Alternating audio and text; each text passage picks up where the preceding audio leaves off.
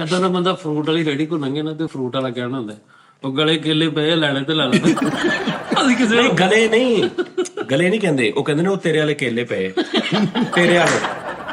देखें ਇਦਾਂ ਦੇ ਬੰਦੇ ਨਾ ਜੇਬ 'ਚ ਬਿਸਕੁਟ ਭੋਰ ਕੇ ਪਾਇਆ ਹੁੰਦਾ ਐ ਕਰਕੇ ਵਿੱਚੋਂ ਮੋਤੀ ਲਿਆਦਾ ਕੱਢਦੇ ਹੁੰਦੇ। इसी तरह से गैर फितरी और गैर अखलाकी रुझानात को फरोग मिल रहा है जैसे आप कर रहे हैं। शैतानी ताकतें ये चाहती हैं कि मुस्लिम मुआशरे में मॉडर्निज्म का बीज बोया जाए ताकि नई नस्ल जो है वो इस तरफ मुतवज्जो हो और वो पर्दे से आरी हो जाए। ਅਰੇ ਸਦੀਕੀ ਸਾਹਿਬ ਬੜਾ ਤੁਹਾਡਾ ਇੰਨਾ ਦਾ ਬੰਦਾ ਸਿਗਰਟ ਪੀ ਕੇ ਨਾ ਉਹਦਾ ਫੋਮ ਵੀ ਕਾਇ ਹੋਣੀ ਹੈ ਕੋਈ ਫਾਇਦਾ ਇਹਨਾਂ ਦਾ ਬੰਦਾ ਆਪਣੇ ਬੈਗ ਵਾਲੇ ਦੋਸਤ ਨੂੰ ਕਹਿਣ ਦਾ ਰੈਗਲਾ ਲਿਆਉਣਾ ਭਰਾ